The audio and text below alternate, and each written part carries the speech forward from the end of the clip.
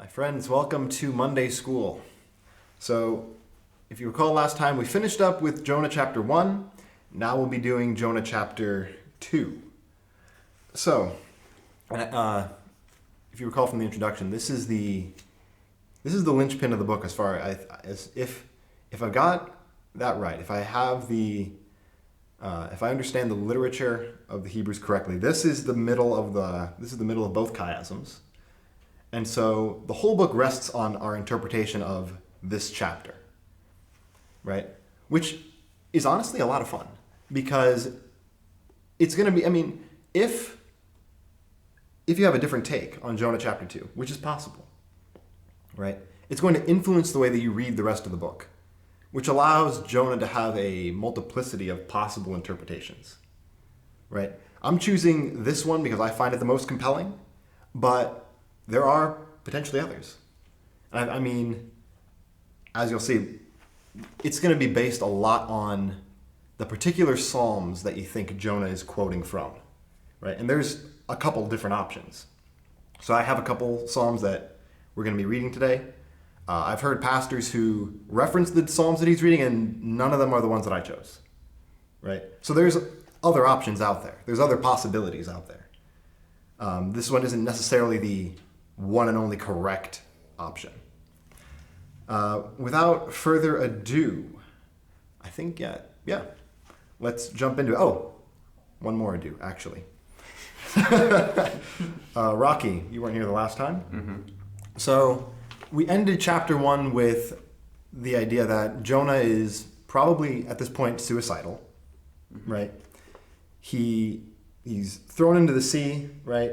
He's thinking this is the end. He doesn't know there's a fish coming, right? And yet a fish comes anyway and swallows him up. Now, if you were depressed and you wanted to die and you threw yourself into the ocean and a fish just swallows you up and you're alive inside the fish, what are your thoughts? Are you thinking, oh, thank you, God, for saving me? No, No. Probably not. Probably not. So I don't know if you guys remember the original Incredibles movie, but there's the scene where the guy is standing at the top of the building, he jumps off, right, and Mr. Incredible runs in and saves him, right? And to make a long story short, the guy's kind of a little indignant, right? Like, how dare you? Mr. Incredible says, hey, I saved your life. And the guy says, you didn't save my life, you ruined my death, right? So, that seems to be kind of what's going on here. Like, Jonah's kind of like, wait, what's going on? Mm. But he's had 3 days to think about it. Mm. So we'll start reading in Jonah chapter 2. Then Jonah prayed to the Lord his God from the stomach of the fish, and he said, I called out of my distress to the Lord, and he answered me. I cried for help from the depth of Sheol. You heard my voice. Does that sound like what we were anticipating? No. Not in the slightest. Right? What's going on here? Right? Why is he praying this particular prayer? Right? And you're going to notice a lot of the words just don't seem to make sense throughout this prayer. And let's just take note of them as we go. Right? I'm not going to stop necessarily, but just in the back of your mind, just keep them. For you had cast me into the deep, into the heart of the seas, and the current engulfed me. All your breakers and billows passed over me. So I said, I have been expelled from your sight. Nevertheless, I will look again toward your holy temple. Water encompassed me to the point of death. The great deep engulfed me. Weeds were wrapped around my head. I'm starting to realize I should have brought my glasses. I descended to the roots of the mountains. The earth with its bars was around me forever, but you have brought up my life from the pit, O Lord my God.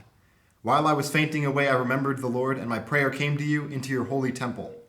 Those who regard vain idols forsake their faithfulness. But I will sacrifice to you with the voice of thanksgiving. That which I have vowed I will pay. Salvation is from the Lord. Then the Lord commanded the fish, and it vomited Jonah up onto the dry land. So there's just a couple things that are like what's going on there? Why the reference to the holy temple twice? Right?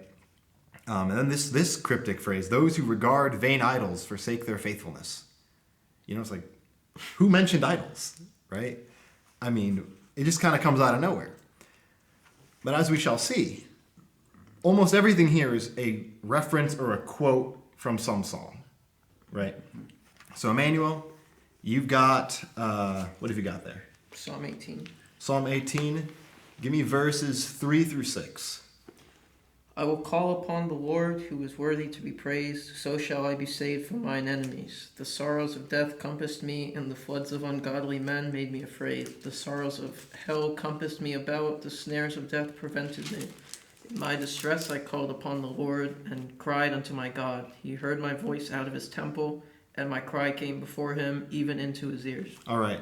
So you can sort of feel like the reference to what Jonah was saying. In my distress I called to the Lord, right? Here, I called out of my distress to the Lord, and he answered me, right? So you can sort of see Jonah's playing on this psalm. What is this psalm about? Sometimes it says it like at the very beginning. I don't know if it says it there, but like... I don't think it says it in mine. Does it not? Wow, okay. Yeah. So you're going to notice this psalm, if you just like skim the psalm, it's Jonah crying out for... it's David crying out for help against his enemies. Right? It's a psalm of deliverance from his enemies. Which, again, seems like a strange sort of psalm for Jonah to pull from. Right? Especially he's in this fish. Right? Nonetheless, he does. Then you also have one other one, right? Yeah, 118. Go ahead.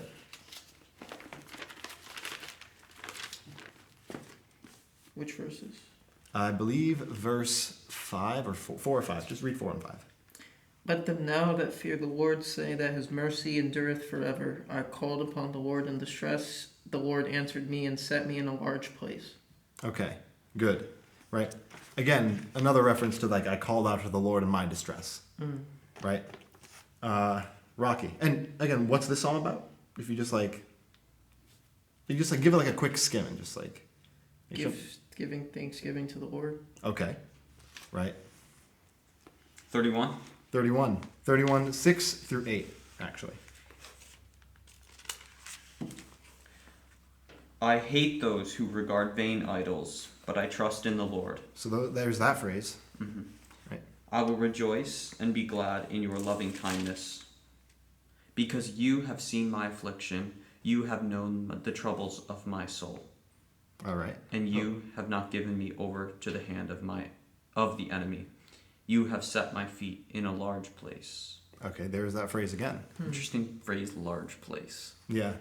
I think the idea is that it's if I recall correctly from the other translations, it's like, either I'm set free or I've been saved or so. It's usually that's kind of the intended meaning. Right? That he's safe, that he's been set free. The Lord answered me and set me free, I think is what the ESV says. And then 20 and 22. 20 through 22, I'm sorry. You hide them in the secret place of your presence from the conspiracies of man. You keep them secretly in a shelter from the strife of tongues. Blessed be the Lord, for he has made marvelous his loving kindness to me in a besieged city. Okay. Is that it? 20 through... 22, I thought, right? Oh, I got one more verse. Okay, go. As for me, I said in my alarm, I am cut off from before your eyes. Nevertheless, you heard the voice of my supplications when I cried to you. Right. So there's that phrase, right? What was it that he said? I've been expelled from your sight. It's the same. It's the same words in the Hebrew, right? I'm driven away from your sight. I've been expelled from your sight. And this is again a psalm of deliverance from his enemies. Yeah. Right. Now, Psalm chapter 3. Verses from the top. I think it's a short psalm. O Lord, how my adversaries have increased. Many are rising up against me. Many are saying of my soul, there is no deliverance for him in God. But you, O Lord, are a shield about me, my glory and the one who lifts my head. I was crying to the Lord with my voice, and he answered me from his holy mountain. I lay down and slept. I awoke, for the Lord sustains me. I will not be afraid of 10,000s of people who have set themselves against me round about. Arise, O Lord, save me, O my God, for you have smitten all my enemies on the cheek. You have shattered the teeth of the wicked. Salvation belongs to the Lord. Your blessing be upon your people. And you recall, he ends his prayer with salvation belongs to the Lord. Yep. Right? So, and this is again another one of deliverance from his enemies. So, looking at these psalms, I think just about all of them, except for maybe one, are deliverance from his enemies. Right? Why is Jonah praying this prayer in the fish? Right? What might the fish potentially represent? Maybe a good question.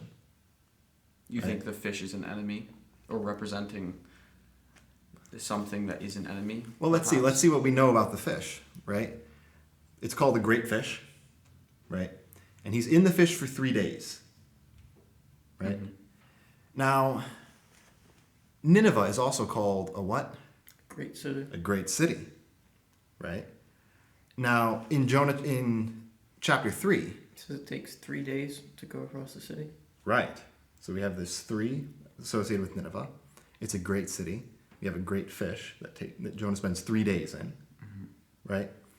One other thing that I thought was really interesting. So the Assyrian word for fish is nunu, Okay. right? Which could be a play on Nineveh, right? There's no vowels in the written languages of these people. Okay. So it's Ninna, right? Nunu, Nineveh, right? So there's a potential play there by the author, right? I would suggest that the fish represents Nineveh, or the Assyrians perhaps at large, right? So Jonah gets swallowed up by a fish, right? And he's praying for deliverance from his enemies, right? What is he foreseeing?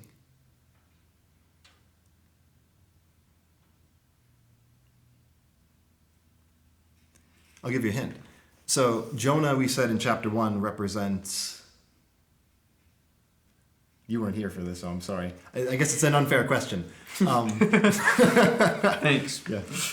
Jonah represents the Hebrew people, Yes. Yeah. right? Okay. So the Hebrew people have been swallowed up by Nineveh, But never, yeah. by the Assyrians, right? Mm-hmm. Some couple years after Jonah dies, right? The Assyrians do come in and capture Israel, right? And take them captive. So Jonah's in this fish, and the first words out of his mouth, as far as we can tell, are, God, deliver me from my enemies, right? He's seeing something in the future, right? He's seeing the symbolism of what's going on here in the fish, right? And it almost comes out as a question, right? He's in the fish. God, will you deliver us from the Assyrians? Right? But that's not all, my friends, right? Because you'll notice, even in his references to these psalms, right? They weren't exact quotations, right? Even in the Hebrew, they're not exact quotations, right? So, for instance, just like as random examples, Rocky, yours, Jonah ends his prayer, salvation is from the Lord, right? Your blessing. Oh, sorry. Go ahead. Your blessing be upon your people. Your blessing be upon your people. He leaves it out, right? Okay. So that we may want to take that into consideration. Why wouldn't he include that at the end of his own prayer, right? Now, yours also said, I think it's in the one from Psalm chapter 18, Yeah. right? Verse 5. I called upon the Lord in distress. The Lord answered me and set me in a large place. Okay.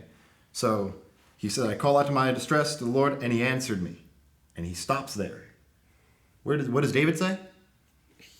He set me in a large He place. set me in a high place, right? I think again in the ESV, I believe it's, I called upon the Lord and he answered me and set me free, right? Right. So he emits and set me free, right? He's still in the fish, right? Yeah. So again, we just have these like little omissions Okay, yeah, he's still in the fish when he's praying his prayer. Gotcha. Yeah. But interesting. Okay. Now, hang on. There's one other psalm that I wanted to do. I forget which one it is now. It's a race now. I will worship He's toward got thy it. holy temple and praise thy name for thy loving kindness and for thy truth. For thou hast magnified thy word above all thy name. Nice. Right, and he says, what is it he says here? I've been expelled from your sight. Nevertheless, I will look again toward your holy temple. And he says it again here. And my prayer came to you into your holy temple. What does he miss? And praise thy name for thy loving kindness and for thy truth. Nice. Right? Again, just these these little omissions, right? And we have to ask ourselves, okay, assuming that these are the verses that he is quoting from, right? Mm-hmm. There's 150 Psalms, right? Right. So I really am like cherry picking here, right? But let's assume that these are the Psalms he's quoting from. Why is he omitting these phrases, right? Especially this one. This is a big one, right? And praise thy name for thy loving kindness and for thy truth. Will not be the last time he omits the word truth from a verse, right? Kudos to anybody who can find out where he does it, right? But what is I guess in a sense, what is Jonah actually saying here? Right? By omitting these phrases, he's essentially saying, here's what I believe, stops here. In a sense. Potentially, yeah. Potentially, right? It's like, it's hard to find an English equivalent for it, but it's like, really, it's like here, I'm coming up to here, and then that's it, no more, right? I'll believe everything except, and you set me free, right? I believe everything except that your blessings are on your people. I can go this far, but I can't praise you for your loving kindness and your truth just yet.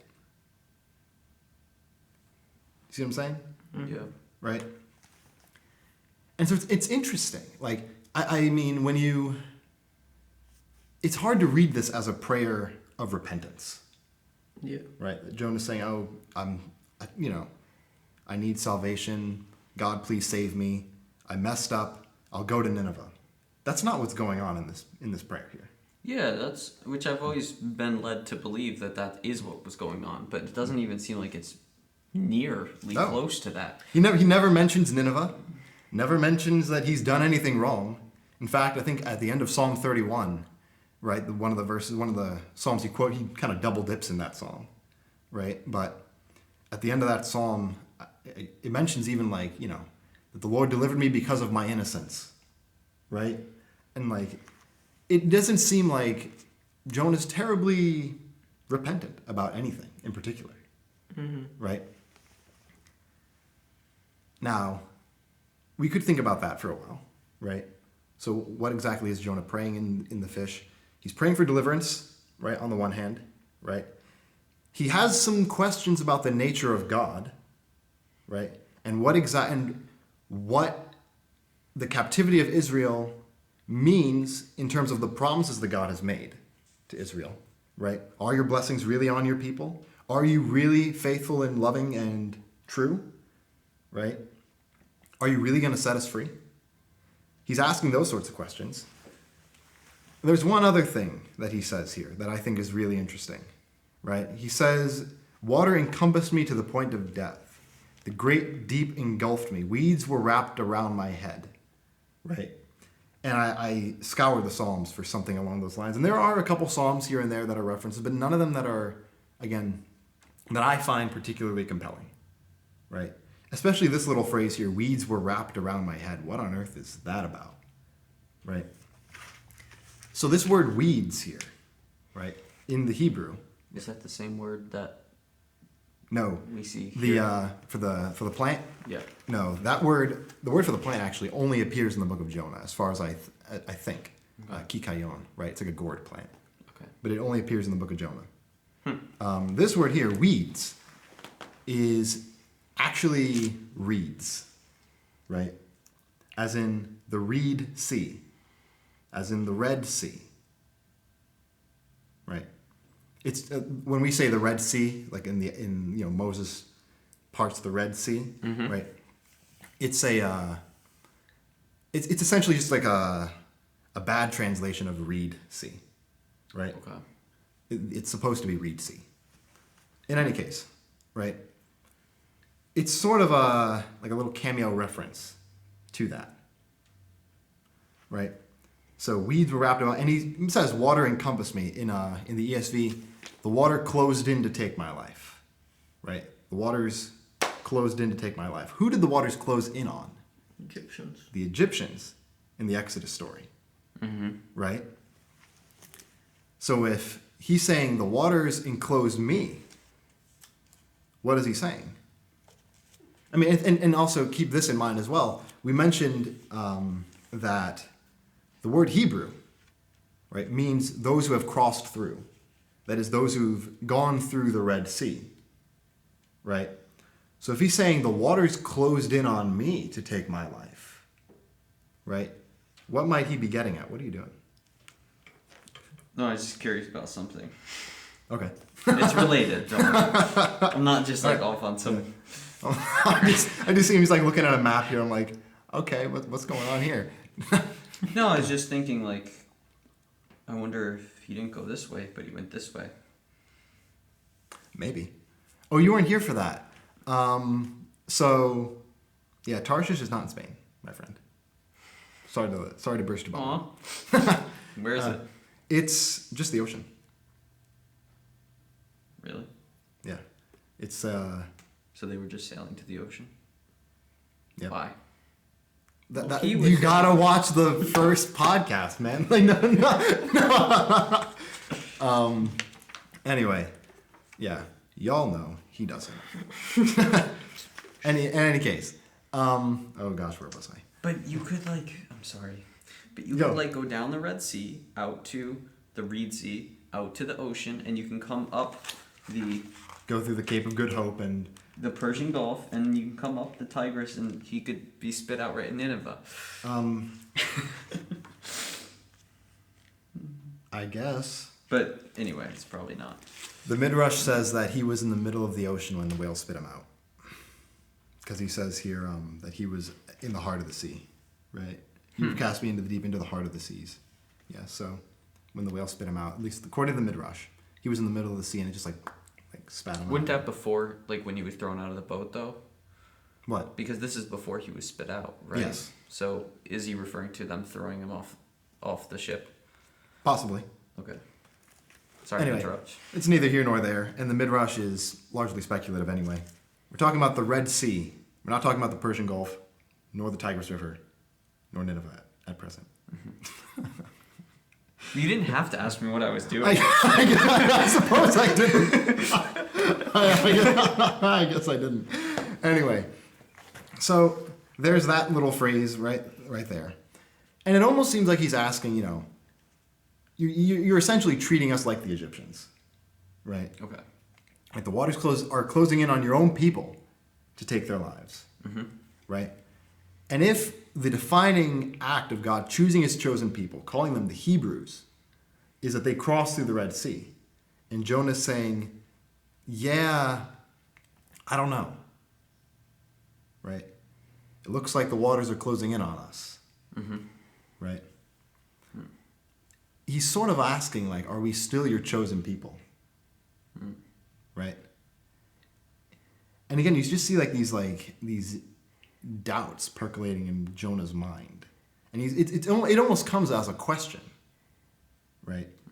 I mean, he's in the fish still, right? He's not dead yet. So at least at present, again, it seems almost like a question, and so if these are questions in a sense, it's kind of strange the way the Lord answers them. Then the Lord commanded the fish, and it vomited Jonah up onto the dry land, right? Now, this little phrase, right, that it vomited Jonah up onto the dry land, is not unique to the book of Jonah, right? As a matter of fact, go to Leviticus chapter 18, verses 24 through 29. Do not defile yourselves by any of these things, for by all these the nations which I am casting out before you have become defiled. for the land has become defiled. Therefore I have brought its punishment upon it.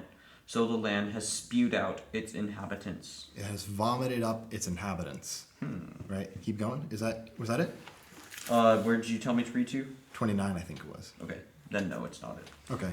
But as for you, you are to keep my statutes and my judgments, and shall not do any of these abominations, neither the native nor the alien who sojourns among you. For the men of the land who have been before you have done all these abominations, and the land has become defiled, so that the land will not spew you out, should you defile it. Right. So that the land shall not spew you out, right? In other translations, so that you shall not be spewed out of the land. Okay. Right? So in Leviticus, we have God saying, oh gosh, my throat. In Leviticus, we have God saying, don't act wickedly, don't act abominably, don't do these despicable things, lest you should be vomited out of the land. But Jonah vomited onto the land. Jonah's vomited onto the land, right? And it is the same word, Okay. right? Yeah. So, what is God's response to Jonah? If Jonah's prayer can be thought of as a kind of question, right? What is God's answer?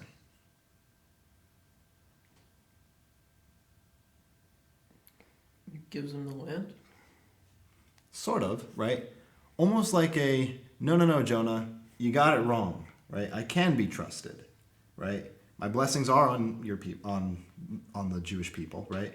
Or on the Hebrews, right? I will set them free, right? Mm-hmm. Which kind of explains why Jonah is more willing to go to Nineveh afterwards and not before, Okay. right? It's kind of like God is reaffirming some doubts in Jonah's mind, right? Jonah has some doubts about the nature of God. God says, no. You're good, Jonah. Yeah. There's no problem here, right? I'm not just gonna abandon you guys to the Assyrians. Right? It seems to be what God is saying, right? Which, of course, is incredibly reassuring, especially for Jonah in this situation. Let's see. Was there anything else? And again, this here, right, is kind of this is the critical part of the book of Jonah. I know it's a lot of scripture, it's a lot of going back and forth, right? But everything is going to revolve around this idea, right? It kind of explains it to an extent, at least, why Jonah ran away in the first place, right? What Jonah may have been thinking in running away. God says, go to Nineveh, that great city, call out against it, for its evil has come up before me. Jonah says, how about no? I want nothing to do with this, right? And we get a sense as to why here, right? He has some doubts about whether or not God's really going to be faithful to his people, right? After their captivity, right? Are you choosing Nineveh over us? Maybe going through his mind, right? Right. And so the fact that he is vomited back onto the dry land, right, is seen as a reaffirmation for Jonah, at least. No. You're still blessed by me. You're still my chosen people, right? And it gives Jonah the ability to move forward now. And as we'll see, the rest of the events in the book of Jonah are going to kind of reach back into this chapter as well. Right? Okay. So for now, that'll be it. We'll kind of come back to this chapter as we continue going, but for now, I think that just about does it. Do you have any questions, comments, concerns? No. And again, I just want to reiterate something. Again, like I said, I'm cherry picking here, right? The verses that I'm selecting, the connections I'm drawing, there's tons of other things. There's tons of other chapters of the Psalms that we could read from. It's possible that those questions that I put up, that I raise, are not even what Jonah's really getting at, right? Or he may be getting at other things as well, right? That have greater relevance. This is just like a whole. This is a treasure map, right? And there's just scores of places we can look and all kinds of treasure we can dig up here, right? I'm choosing this one line of thought to go on, right? But that doesn't mean that there aren't other possibilities, right? And if you have any suggestions, like if you have anything that you think you can, other things you think you can draw, I'd love to hear about it. I'd love to, to explore that. On that note, I think that just about wraps up this episode. So thank you for listening. Let's see if I got the rigmarole correct. Like, subscribe, hit the little bell thingy if that's an option, right? I don't know. I think the bell notifies. Hit the I think bell. it turns on notifications. Yeah, hit the bell. Hit the bell anyway. Not the bell that flags us, but the other bell. Leave a comment. I can be reached at my email, robertourena2001@gmail.com. If you have any questions or comments, concerns, if you have a riddle, love to hear it. I think that's just about it. Sounds good. All right. Peace. Ta-ta. See you guys.